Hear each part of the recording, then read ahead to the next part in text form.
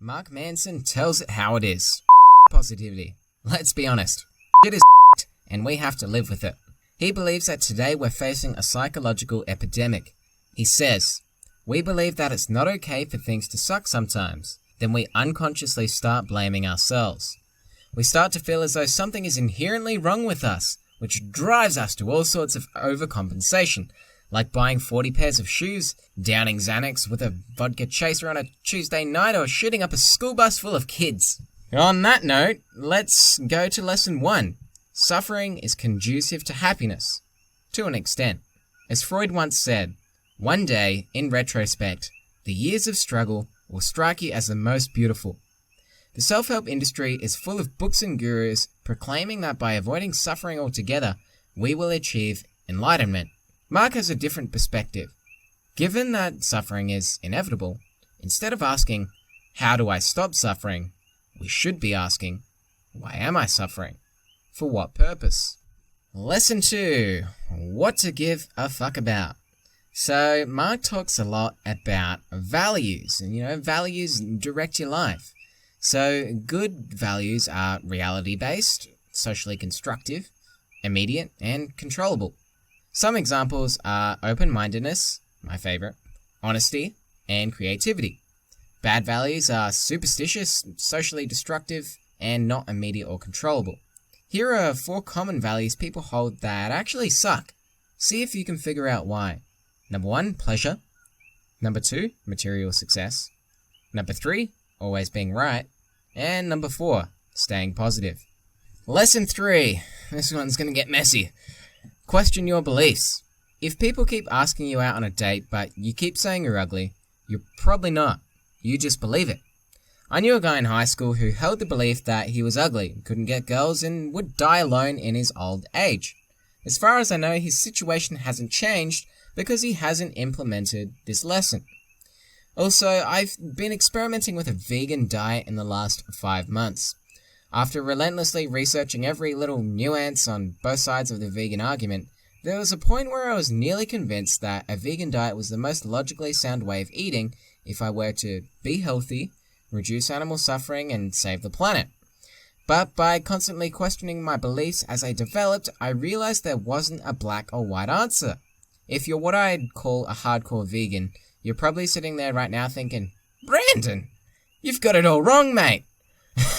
So without turning this video into a full-blown crack storm and digressing, here are 5 resources I found when I actually implemented this lesson and questioned my beliefs about the vegan diet being superior to all others. The first is Dave Asprey's article, 10 Claims from What the Health, that new documentary from the founders of Cowspiracy, and the real science behind them.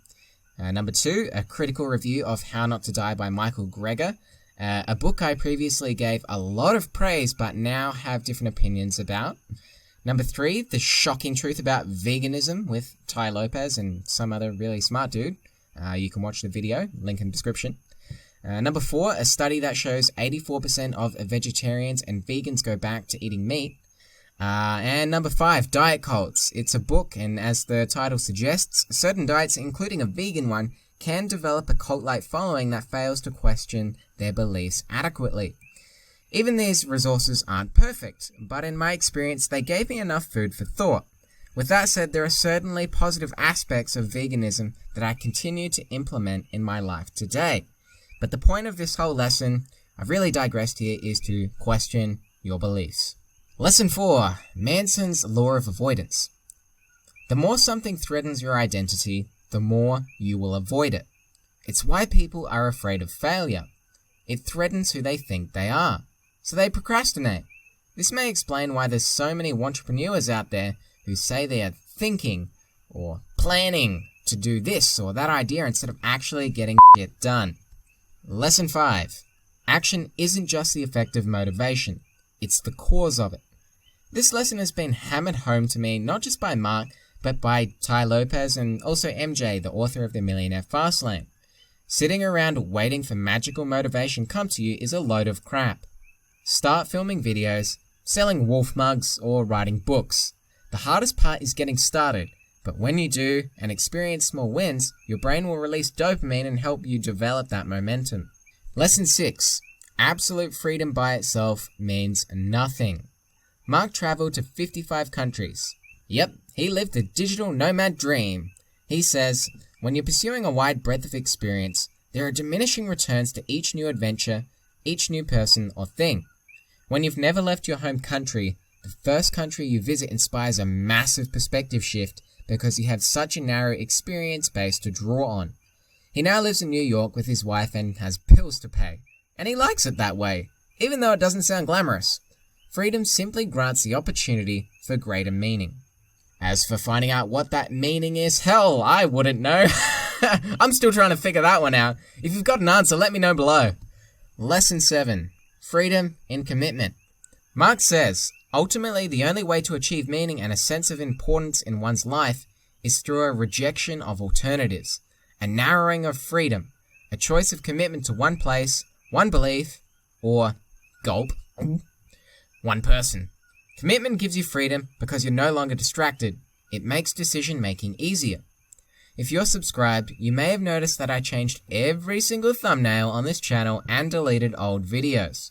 This whole year I've been painfully struggling for my creative freedom, but I now feel much happier committing to a single thumbnail style, doing more book-related videos, and interviewing authors only for the podcast, rather than whoever the hell I want. I want 1% Better to be the #1 authority on books, which means I'll have to make sacrifices to make that happen. Lesson 8. Emotions are overrated. Decision-making based on emotional intuition, without the aid of reason to keep it in line, pretty much always sucks. You know who bases their entire lives on their emotions? 3-year-old kids and dogs. You know what else 3-year-olds and dogs do? Get on the carpet. Lesson 9. The do something principle. If you're stuck on a problem, don't sit there and think about it. Just start working on it. Who do you think will win a game of chess? The guy that studies a textbook for a year, or the guy that actually moves the goddamn pieces? Lesson 10. Don't try. Have you ever noticed when you stop giving a about something, everything seems to fall into place? Well, in my interviews with entrepreneurs, I hear this over and over again. It sounds stupid, but think about it. Those who give too many about making money don't make it because they become selfish. They fail to listen to the market or what their customers truly want.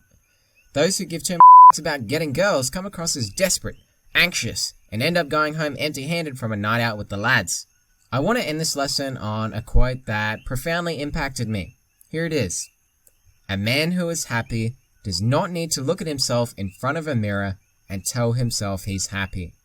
Thanks for watching, guys, and before you go, I want to know, do you disagree with any of these lessons? I'm down for different perspectives, so please drop a comment below. I read every one. I appreciate it, and have a good one. Cheers.